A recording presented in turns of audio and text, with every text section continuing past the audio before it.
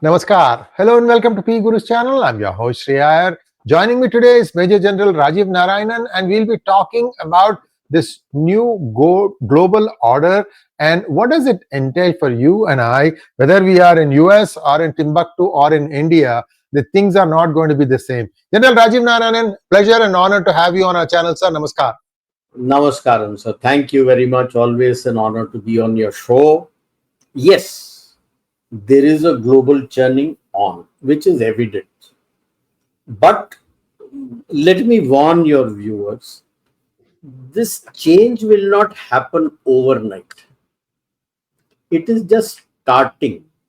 And in geopolitics, it takes anything decade plus for things to stabilize and evolve towards where it is going. Because there are many slips between the cup and the lip. So I will just give a brief overview of what the background is, what is the present churning, and what kind of futures are we looking at. There is no single path. It cannot happen. So I will give some alternate futures, and for both, at the end, try to say what should India do to be able to manage both the futures.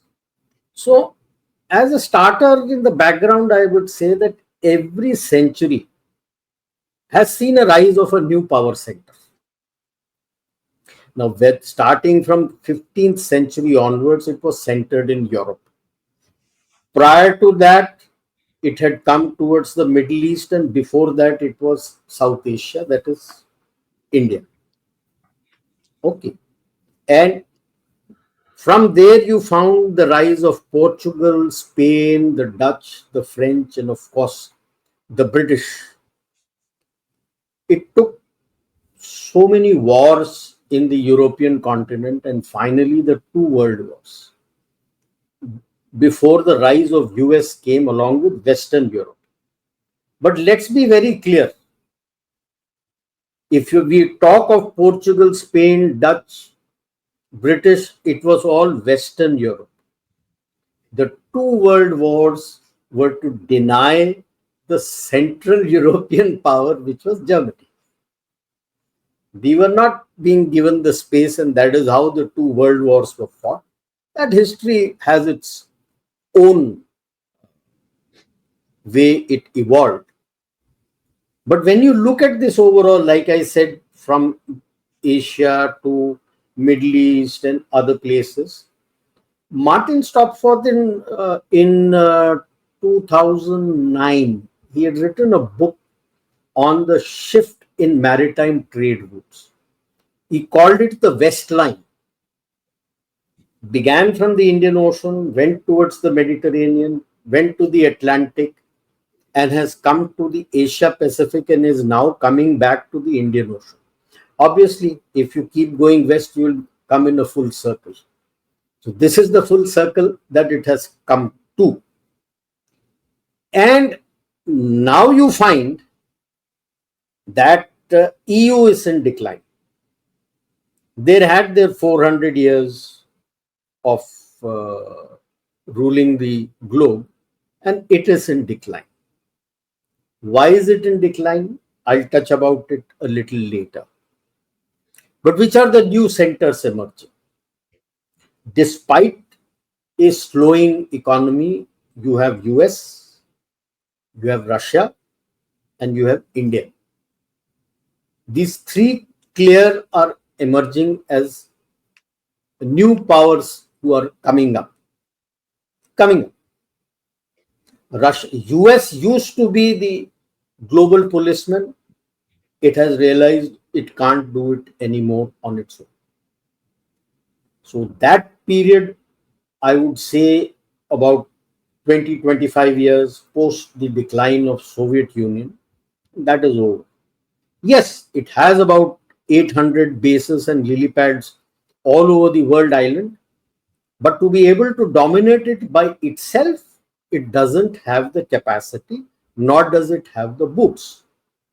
The other rising powers have also caught up, especially like China. The issue which is coming up is in Europe. We know that Western Europe is in decline. Will it lead to a rise of Eastern Europe? You're seeing new power centers there coming up and voicing themselves. Poland, Hungary. Will you see a rise there?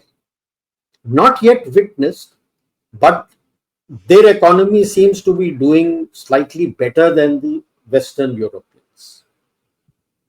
Where is China in all this? The one time global supply chain hub is in shambles at the moment. So will it has its own internal struggles? Will it stay as PRC or will it become democratic and become ROC? Well, that was the vision of Chiang Kai-shek also when he came to Taipei, which is Taiwan, that it is temporary and he wanted to conquer the mainland. Now, will it happen politically and not militarily? Time will tell. Because each of these dynamics will create its own power centers and own geopolitical and geostrategic shifts. And in this mix, you have Japan, South Korea, Saudi Arabia. Will UAE also come into the mix? Because I2U2 includes UAE and Israel. Israel is already there in this mix. IMEC is again India, Saudi Arabia, Israel. But going into Europe, Trump is now wanting IMEC to link up to USA, which is where Israel, Saudi Arabia, UAE now start gaining importance in the Middle East. Remember these because I'll connect it with certain theories. Now, what is the present churning when you look at geopolitical, geostrategic, and geoeconomic? Today, everything is interlinked because you are globalized. Till now, liberalism and wokeism ruled the roost.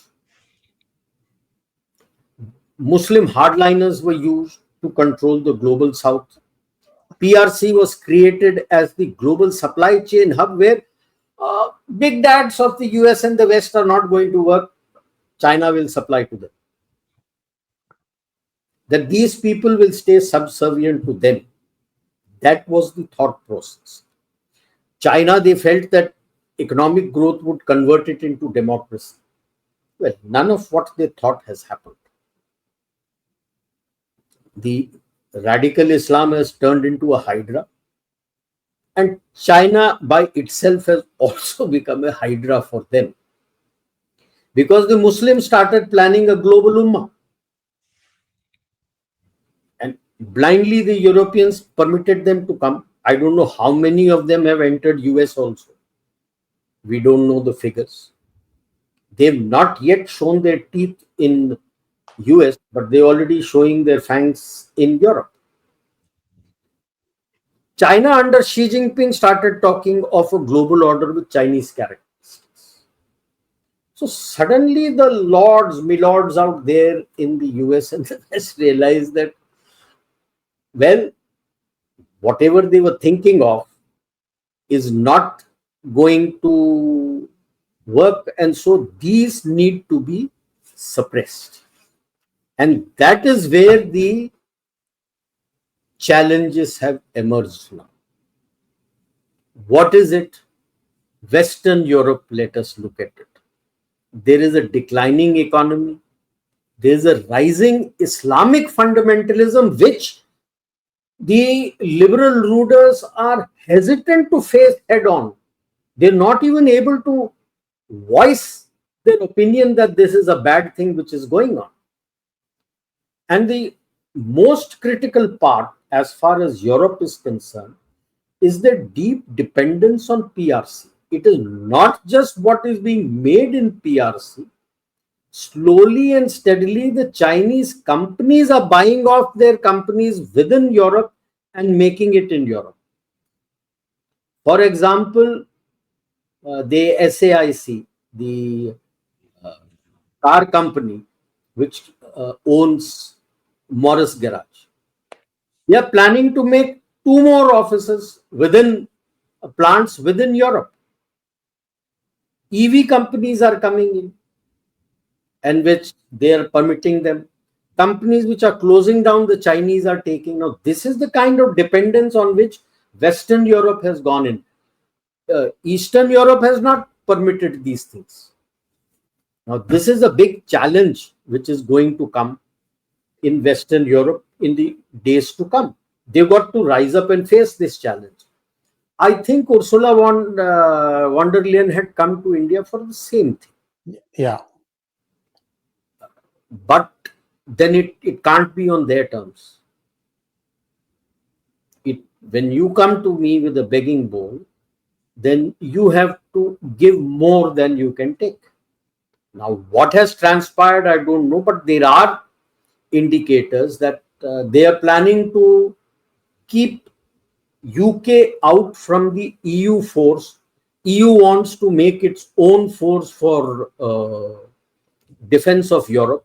Wonder defense against whom? But they don't have the factories. They shut their factories in 92, cut down all their forces. At least, like I said, Poland, apart from UK and France, which has some boots, the only other country which has any boots is Poland. About 2 lakh armed force they have. They don't have factories. They want you to make for them. So I'm sure that we would have told them that, okay, you shift your factories here, we'll make it for you. Is it agreeable? Are they ready to? The challenge to them is not from Russia. The challenge is internal. The rise of radicalism within Western Europe is enormous. And I'm certain countries will have to face a mini civil war if they have to get back their country. What can you say about UK, which calls itself a Christian country, where the king holds an iftar party? The parliament has a Muslim cleric reading his prayers within the parliament, and then you have an iftar party. And the mayor of London has the temerity to say that there will be no pubs within the city of London, within London city. He says there is rising issues of people going berserk after being drunk, but ends it by saying that his religion is correct. Shouldn't drink. And yet, they hesitate to point a finger that this rise of radical Islam is going to create a problem. I think almost 15 or 20 cities in UK have a Muslim mayor, and all of them have connected to the font of international terrorism, which is Pakistan. They can't even say the word Pakistan. If to correct yourself, you have to accept that there is a problem. So that is one of the biggest challenges you're going to face, is the problem that Western Europe is facing. Thankfully, Eastern Europe is not facing this problem. Then comes your Ukraine and Gaza war. Yeah, very easy and bluster for Trump to say that I can finish it in a day. Can he? Not so easy. Why is he wanting a deal with Russia? He's wanting a deal with Russia because Russia is very rich in minerals, especially rare earth elements.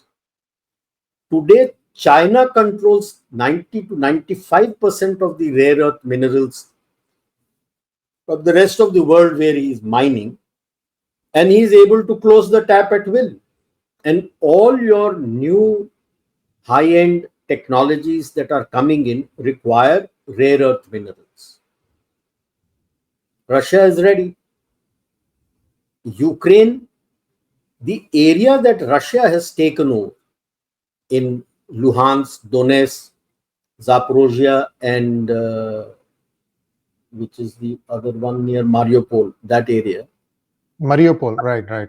These areas are very rich in rare earth minerals. And that is why Putin says that I am ready to have a deal on rare earth minerals available within Russia and Russian controlled territories. Because aim is that after that, once the deal is done, and they have also amended their law in Russia, which permits FDI in for mining these minerals. Right. The aim is that dependency on China can be removed, because China has been identified as the main threat to global order.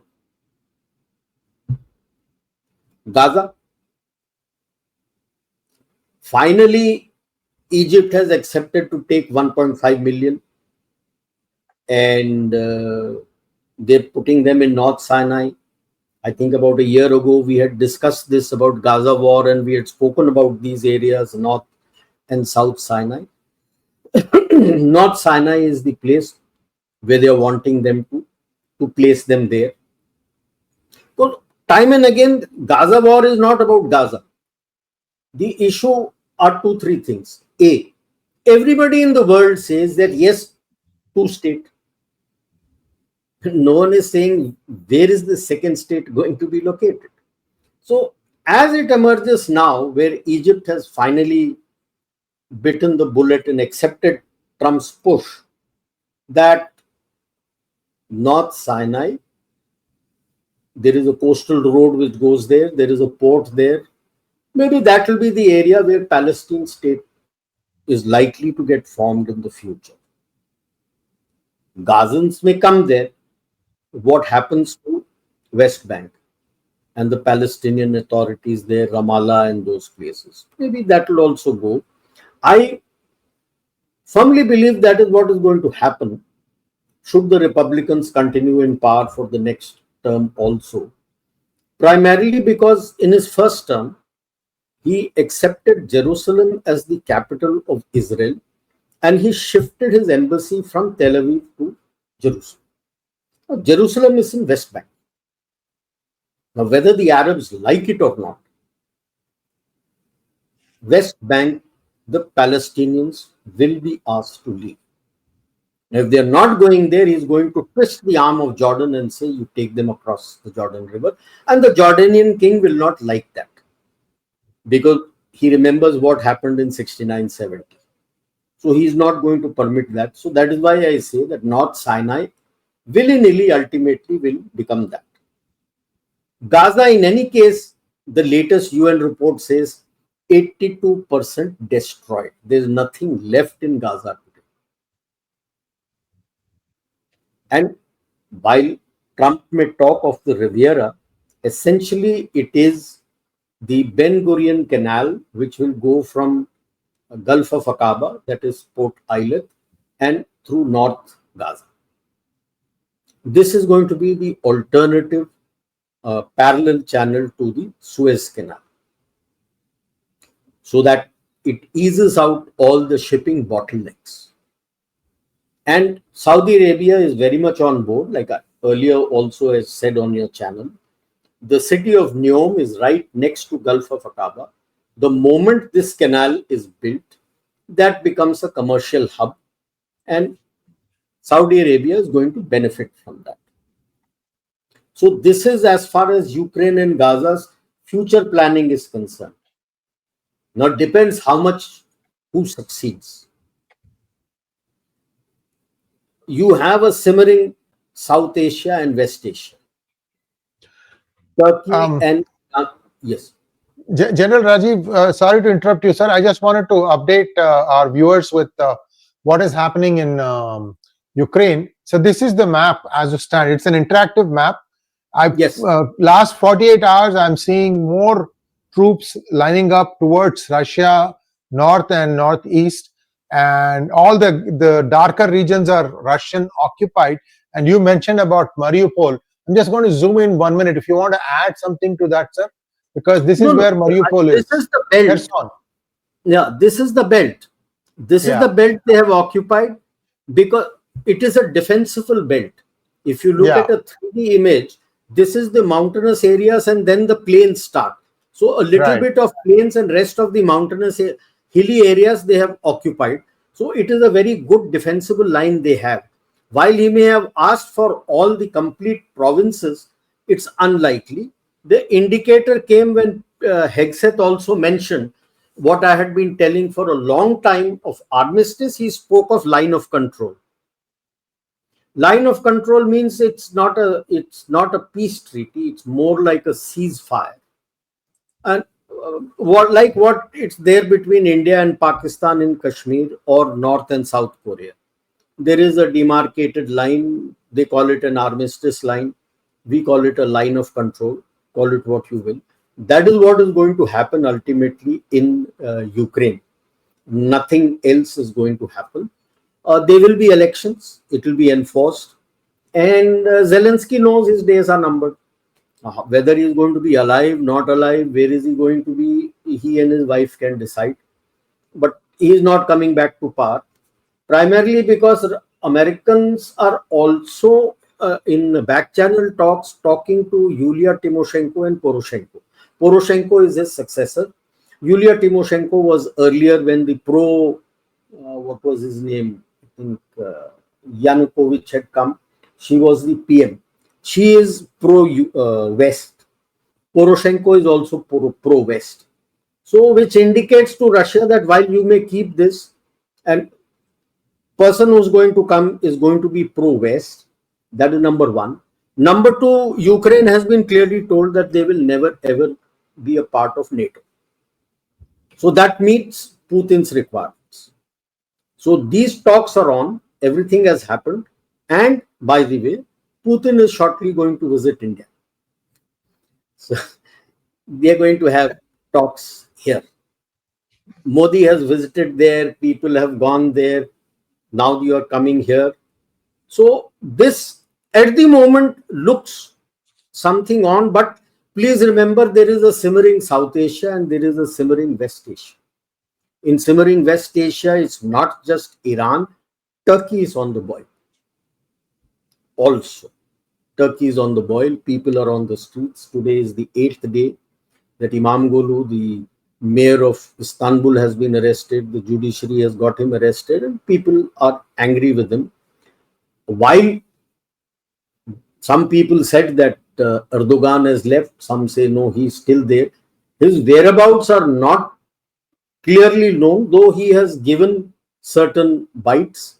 Whereabouts are not clearly known. And surely he must be under heavy security, and he is kept there. You find country to your west is imploding. Country to the right does not know which way it is going.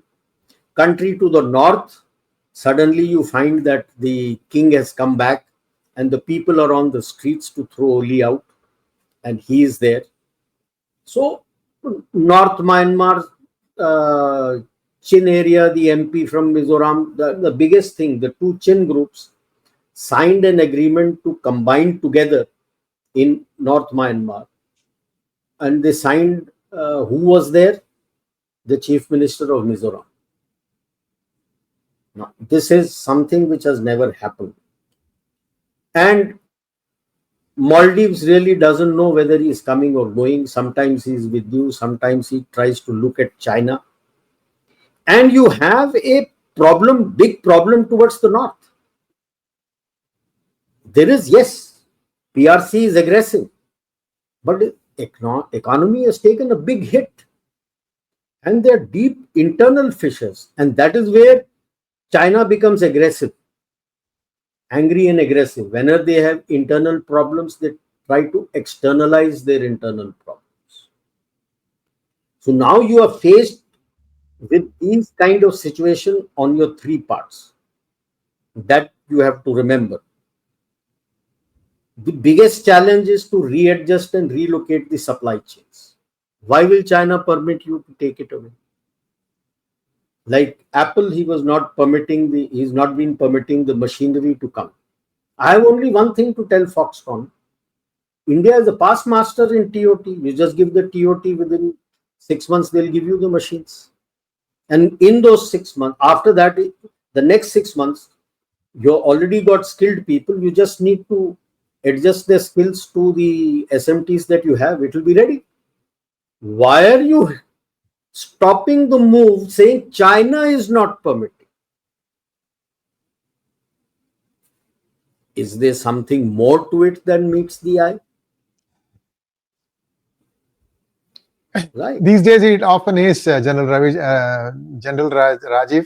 These days, there is always more than what meets the eye. Yes. It's a very simple thing. Okay. Now, the actual things that you're going on, like the tariff negotiations that are there between US and India, is basically a simple thing. 2, 3 things. Even Ursula, when she came, I'm sure this was what was being negotiated. They all want to remove the dependencies from China. Why? Because they know China is sinking. If you retain that, continue to retain your dependencies on that, when there is an internal strife, then the global economy and your economy takes a big hit. You may not be able to take out everything, but you got to identify, and that is what they are planning to do, to take out something to India, something goes to Europe, something goes to Russia, something goes to USA. Now you want to negotiate a tariff deal so that you don't tax each other off. Right. So you have dependencies between the three of you on the supply chain hubs you become. There will be some supply chain hub which will continue to be in China. That will never go off, because whatever said and done, for Vietnam, Japan, South Korea, it makes economic sense to have some dependencies on China because the transportation costs are so less. Even if they bring to India, just look at the transportation cost from India to Japan vis-a-vis China to Japan, or China to Taiwan, or China to South Korea, or China to Vietnam. You can't meet it. So a certain degree of supply chain will stay there. It will not go. If somebody is sitting up and saying that everything will go out of China, I'm sorry, I would not agree to that. But yes, this is what you need to do, and it's a big challenge. It's not going to be easy, because these companies spent billions and billions of dollars in establishing their factories there. Are they ready to spend that much money to bring it here? Will BlackRock, Vanguard, State Street and all start investing money for these things here? That is the question to be asked. Because the kind of profits they were making in China, you're not going to make that kind of profit, whether you make it in India, whether you make it in Europe, whether you make it in US. It's not going to be the same. So that is another challenge that needs to be faced. And the biggest challenge that is coming up today is the faltering UN and the international institutions. They have a charter for which they were supposed to work, but because of various biases of the countries that were power centers and who had pumped in a lot of money over a period of time, the biases have become very relevant and very open. You can see it, how biased they are. So these are the challenges that you have to face up to, because you need to change these things. If you don't do these things, you will not achieve anything. So what are the alternate futures? So first thing I have called is a triarchy with restructured institutions. The triarchy, whether other countries like it or not, is going to be US, Russia, India. In the sense that the kind of range, scope, depth that India provides to be a manufacturing hub, no other country can provide. Because having US also having transferred most of their manufacturing, bulk of their manufacturing, why should I say most, bulk of their manufacturing in every sector to the Chinese. Today, if he has to redo his manufacturing, it takes time, because he has got to retrain his masses to be able to do the job. Ready-made India is available. Along with that, you will have Japan, South Korea, Israel, Saudi Arabia, and here Europe has to decide where they are. Now it is Europe's being to tell which side are they going to be. Will they be on the side of the triarchy, or would they like a diarchy with China? That is a choice Europe has to take. And I see in the coming years a revamping of the UN and the institutions. Already you see US is walking out of WHO, he'll go out of WTO. The aim is to pressurize them to change the manner in which they work. A lot of people here talk of de-dollarization. I doubt if a lot of them understand what they mean de-dollarization. At least almost till the end of the century, dollar is going to be the base on which anyone is going to talk about global economy. Why? Do you have any other currency you have faith in to talk about? I don't think so. Today, when you talk of your foreign reserves, everyone talks in terms of dollars. So that if I keep today a bunch of currencies along with dollars, which is the currency you will pick up first? The dollar. You're not going to pick up a rupee, or even if I keep a euro, you won't pick up. If I keep a ruble or a yuan, you're not going to pick it up. You'll pick up a dollar. It is because over these decades, people have a faith in the dollar that it will work. Whichever country I go to, anywhere in the world, I give it the dollar, I will be able to live there. Can you say so for other currencies? Will it find such wide acceptance? It's not so easy to say that de-dollarization will happen within the next 5 years or 6 years. If you're talking of de-dollarization in the next 5-6 years, which is the next currency you're talking about? There is no currency as yet. If a currency comes up, it will take time to establish itself and then start functioning. The dollar got it on a platter after the Second World War. The Second World War gave the globe to the dollar. And that's where it stands today. So what is that incident which is going to give some other currency in lieu of the dollar? I don't see that far. So that's why I've said at least to the end of this century or the second half of this century, I don't see any currency coming up unless you have a global war and everybody is in decline and there is only one country who has a global footprint. Does anybody have a global footprint? I don't think so. China may love it because this is a narrative started by the Chinese to push their yuan. So these are my views. I may be wrong, but dollar is here to stay. What are the challenges? The number one challenge is PRC is not going to give up your supply chain in a hub. The liberals, wokes, and the Muslim radicals are not going to give up, as you can see it in Europe. They're not going to give up in a hurry. The liberals and the wokes were luring the roost over the whole globe for almost 4 to 5 decades. Why will he give it up in a hurry? He'll do anything and everything to spoil this. And the biggest challenge today is to arrive at a viable tariff deal vis-a-vis your national interests. Because let us be clear, national interests today play a very major role. So how are you going to make compromises at every level to arrive at a viable tariff deal?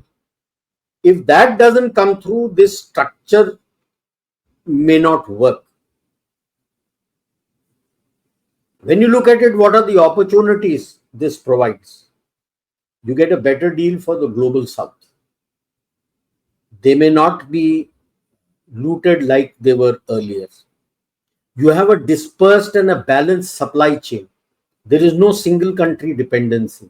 So any upheaval anywhere that is happening, your supply chain hub generally stays okay. A lesson learned from COVID. You have a geopolitical and a geo strategic balance. Why do I say so? This triarchy, along with the support of the countries, gives you a balance on the heartland, the rimland, and the oceans. Heartland, Russia. Rimland, India. You have Saudi Arabia, you have Israel. A preferable Europe should come with you. Oceans, you have the US and you have the littorals, Japan, South Korea, New Zealand, Australia. So you are able to control the oceans also. So all the three theories which are there of heartland, rimland, and the ocean theories of Mahan, you are able to balance, achieve a balance. So you may be able to get a better uh, peace dividend out of this. I'm not saying strife will not take place. Strifes will take place, but you may get a better peace dividend in this. If this doesn't work through, then what we have been talking of multilateralism comes. Whether to each his own and the devil take behind. Because every country will start talking of its own strategic autonomy. To a certain level, yes, you may find something for each country. But then what do you do when your national interests don't, Align. or I would say national interests collide? Then what happens? Global South is not going to be very happy with that because they actually have no clout. If everybody, like if you look at the power centers, you have Europe, you have US, you have Russia, you have India, you have China, Japan, South Korea, Saudi Arabia, Israel. Everybody starts looking at its own strategic interests. How does it benefit the world? Now, this is what the PRC and the radical Islam would try to do. For doing that, that is the lesson for Bharat, India. You are the fulcrum. Modi has gone and met Trump. Putin is coming here. Your people are going. Back channel attacks are taking. All chats are taking place. They have realized that the range, depth, and scope for the manufacturing hub is you destroy. Don't permit you to come up. And which is common for both the radical Muslims and the PRC. And that is a challenge India has to face. How to get the supply chain hubs, the key supply chain hubs from China to you, from Europe to you, how to achieve you could say a good tariff deal. Always remember, if you're weak, you may have to give more than you can take. That has to be understood. So people should not be thinking that everything will go hunky-dory. No, you will have to give something and to get something. How do you manage that tariff deal? How do you manage your internal security? How do you balance your economy between your internal security, external security, and economic growth? These are the challenges that you're going to face. And the internal security challenges are not going to die down in a hurry, whether it be India, whether it be Europe, whether it be US. Russia is relatively safe till now.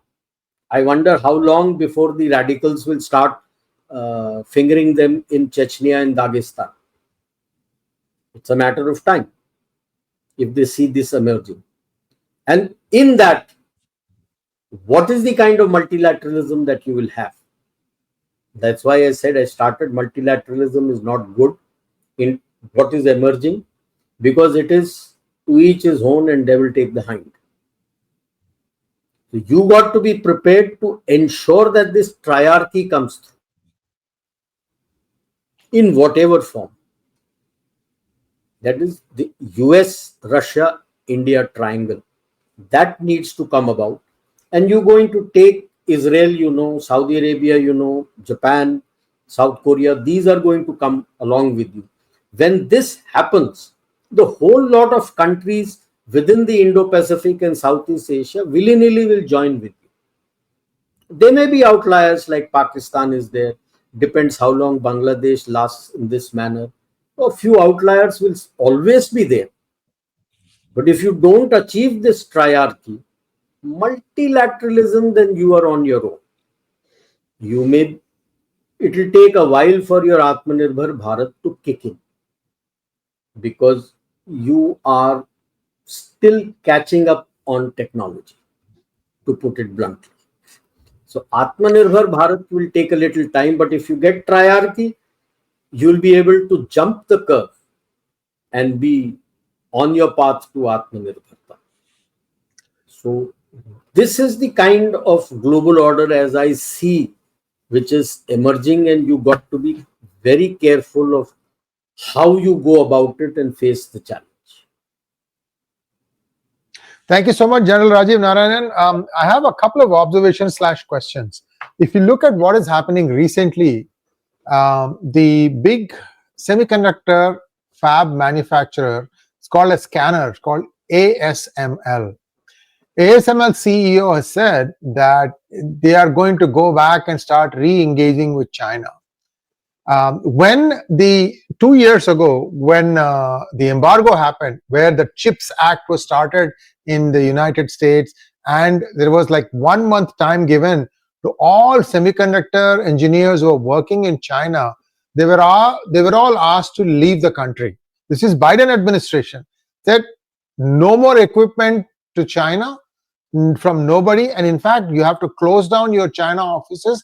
You have to leave pronto. Many people came back. At that time, I had the chance of talking to one very high-level official in a similar company called, I don't want to say the name. Just think about, there are only 6 or 7 big semiconductor tool manufacturers. There's ASML.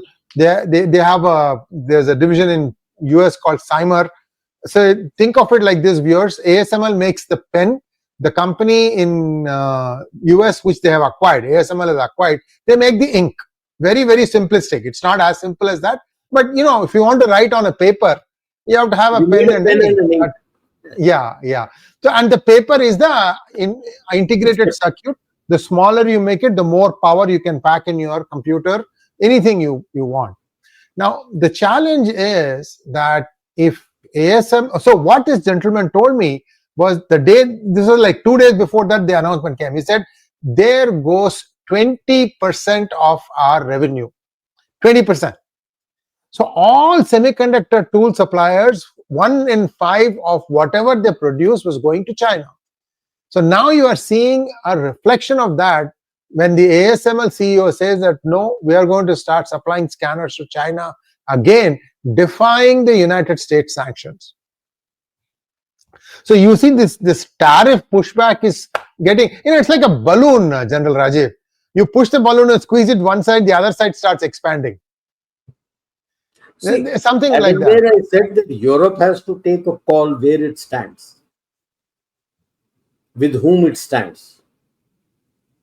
And if he thinks that he is going to, fine, he wants to open it up. But then the moment sanctions come through, he'll be left with only 20%. Very true. Because the technology is American. Yes. The moment he gets sanctioned, nobody will be able to do business with it. So for the 20%, he's ready to forego his 80%. I don't think the government will allow that. See, there's also one other thing. Sorry, sir. Let me finish this thing. There's another thing in this president's speech that he addressed the joint houses. President Trump said that he's going to wind up the CHIPS Act. Yes. So you have this problem, right? 2 years ago, 30, 40, 50 billion dollars was supposed to be pledged. And now the next president comes and says, no, I'm going to close this thing down. So there is some confusion. That could be also another reason why ASML is saying, wait a minute, if that had started in China, in US, if new fabs are going to come up in US, I could have sold something there. Now that looks like it's up in the air. A little bit of churn going on there. Sir, your thoughts on this? Yeah, there are 2-3 fabs that are coming up in India. But India doesn't have the basic engineering help. They need people from US, like especially from the valley. A lot of us have worked in semiconductor manufacturing. We understand the physics of it. It's more physics than anything else. That's why I said it takes time. Yeah. That's why I said, keep saying that if you're saying the supply chain hub or whatever fab and everything is going to come, things don't happen overnight, because you need skilled and semi-skilled people to be able to run the plant. The same issue which I was telling for the US, that if you're going to shift any supply chain which you had given to China back to the US, where are the skilled and semi-skilled people to run your plant? Same is here. But yes, here the capacity exists to be able to train them and to run it. Yes. And people are willing to do it. Unlike the US, where quite a lot of people are not willing to do it. That is the Very difference. true. That Very is the true. difference. Very true. So these are certain things which you have rightly pointed out. That's why I said it. The shifting of the supply chain hub is not, that is why I listed it as one of the biggest challenges that you have. To relocate the supply chain hubs is not going to be easy. It's not easy. But if you need this triarchy to come about, work has to start. And that's why I started my talk by saying things don't happen overnight. And hence, offline, what I was saying, telling you, that Trump, I feel, is going down a wrong path. He has to be aggressive to set the foundation for the next person to be able to do it. In 4 years, if he thinks he's going to shift the supply chain, thank you very much. It doesn't happen so fast. It doesn't happen. Very true. Very true. Very true. General Rajiv, what a wonderful talk. And thank you so much, sir. Thank you so much, General Rajiv Narayanan. That was wonderful, sir. And we are hoping to see you back 2 weeks' time from now in Hindi. Namaskar. Sure. Travel permitting and time permitting. Sure. Now, thank you, sir. Thank you.